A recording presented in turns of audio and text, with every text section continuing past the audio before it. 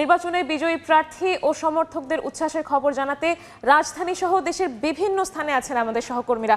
সরাসরি আমরা শুরুতেই যেতে চাচ্ছি মুরসালিনের কাছে। মুরসালিন, আপনি নিশ্চয়ই আমাকে শুনতে পাচ্ছেন?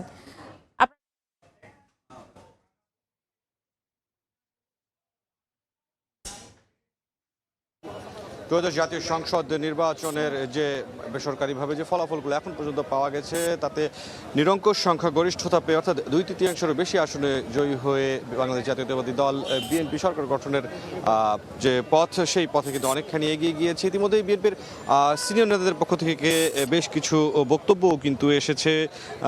যেমন বিএনপির স্থায়ী কমিটির সদস্য সালাউদ্দিন আহমেদ ইতিমধ্যে আহ্বান জানিয়েছেন যে খুব দ্রুততম সময়ের মধ্যেই যে নির্বাচনের ফলাফলের যে গেজেট সেটি প্রকাশ করার জন্য। এছাড়াও পরবর্তীতে যে সরকার গঠনের পর বিএনপির পক্ষ থেকে কী ধরনের পররাষ্ট্রনীতি এবং সংসদের শিষ্টাচারের চর্চা কিভাবে হবে সেই বিষয়ে কিন্তু কথা বলেছেন স্থায়ী কমিটির আরেক সদস্য আমির খসরু মাহমুদ চৌধুরী এবং দলের মহাসচিব মির্জা ফখরুল ইসলাম আলমগীর। তিনি ঠাকুরগাঁ থেকে বিকেলে ঢাকায় পৌঁছে তিনিও কিন্তু গণমাধ্যমের সঙ্গে কথা বলেছেন এবং সেখানে এই যে তাদের এই ত্রয়োদশ জাতীয় সংসদ নির্বাচনে যে বিজয় সেই বিজয়কে কিন্তু তিনি গণতন্ত্র এবং জনগণের যে বিজয় সেই অর্থেই তিনি কিন্তু আখ্যা দিয়েছেন এবং সর্বোপরি বিএনপির শীর্ষ পর্যায়ের যে সিনিয়র নেতারা যারা রয়েছেন তারা কিন্তু প্রত্যেকেই এই ভোটারদের প্রতি তাদের যে ধন্যবাদ এবং কৃতজ্ঞতা সেটি প্রকাশ করছেন।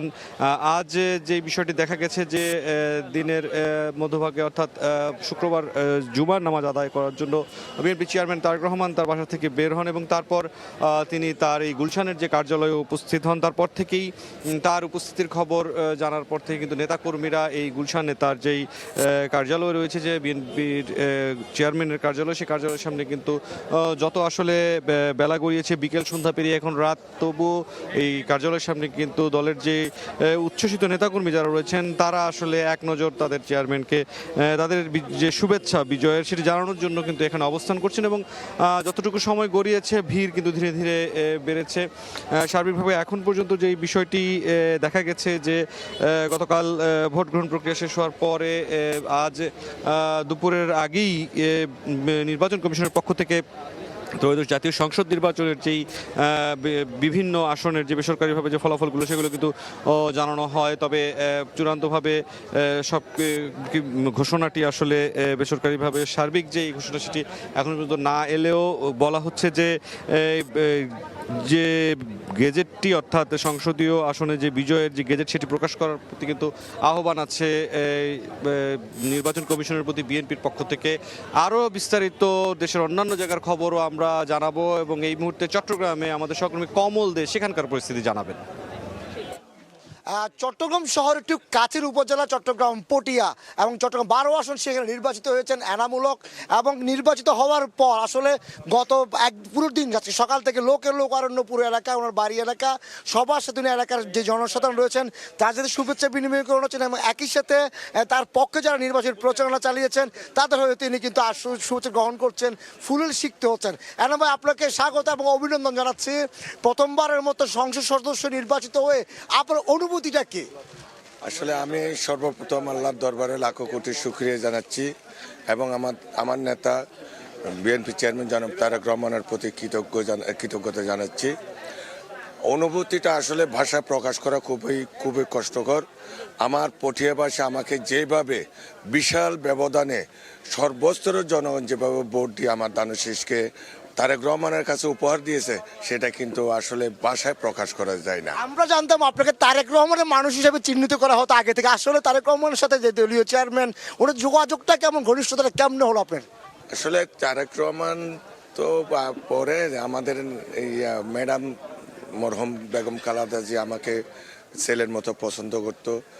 উনি আমাকে খুবই ভালোবাসতো এবং পরবর্তীতে তারেক রহমান আমার কর্মকাণ্ড দেখেই উনি আমাকে নিজে থেকে ফোন করেছিল। 18 সালে উনি নিজে আমাকে নমিনেশন দিয়েছিল। কারণ আমি এই পর্যন্ত কোনোদিন তারেক রহমানের কর্মসূচির বাইরে কোনো কর্মসূচি করি নাই।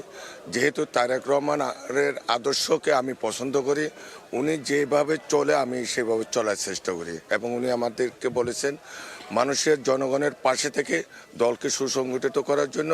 গত 17টা বছর আমি আন্দোলন সংগ্রাম নির্যাতনের পরেও আমি দলের হাল ছাড়িনি, যার কারণে পটিয়াবাসী আমাকে বিপুল ভোটে জয়ী করেছে। ওই জন্য আমি পটিয়াবাসীর কাছে কৃতজ্ঞতা জানাচ্ছি এবং আমি পটিয়াবাসীকে ধন্যবাদ। একটা ছোট্ট প্রশ্ন করি, সেটা হলো খাতুনগঞ্জ থেকে সংসদ ভবন কেমন লাগছে আপনি এটা? আসলে ব্যবসায়ী কাতগঞ্জ থেকে সংসদ ভবন আসলে খুবই আনন্দের বিষয়। একজন ব্যবসায়ীকে অনেকে পছন্দ করে, ব্যবসায়ী হিসেবে আমার একটা সাপোর্ট থাকে এলাকায়, প্রত্যেকটা জায়গায় সাপোর্ট থাকে এবং আমার ব্যবসায়ী সম্প্রদায় যারা আমাকে সাপোর্ট দিয়ে গেছে আমি তাদেরকে ধন্যবাদ জানাচ্ছি। ধন্যবাদ এনাম ভাই। আসলে আমি যেটা বলছিলাম, খাতুনগঞ্জ থেকে ব্যবসা শুরু করেছিলেন এনাম ভাই, আজকের এনাম ভাই, এবং 17টা বছর